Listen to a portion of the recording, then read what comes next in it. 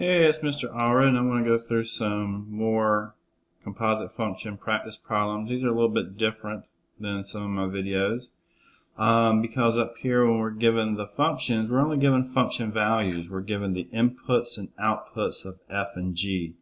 So we really don't know how they were calculated, and we don't have a way to calculate other values. But what we were given is just kind of coming across here, f of 7 equals 4. F of 8 equals 12, F of 12 equals 3, G of 12 equals 9, G of 3 equals -2, and G of 4 equals 8. So this will show whether or not we understand the function notation and how to follow it. So the first problem we want to do is F of G of 4. Now you can do this without too much trouble, but just keep in mind that that means the same thing as F of G of 4.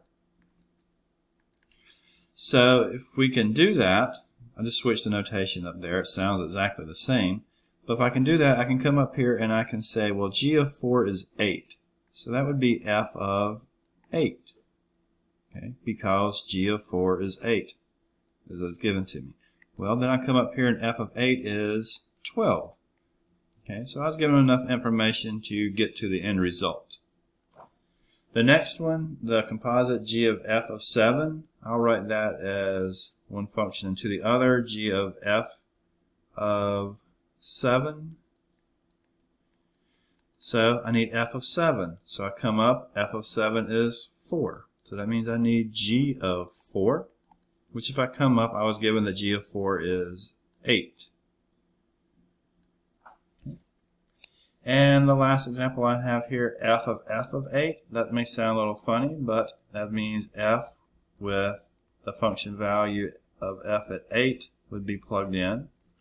So I'm told that F of 8 is 12. So F of 8 is 12, so I need F of 12 now, which is 3. Okay, so just following through the logic. So F of 8 was right here. And that gave me 12, and that 12 became the function input on the next one, which gave me the 3. Okay, very simple stuff if you can follow it.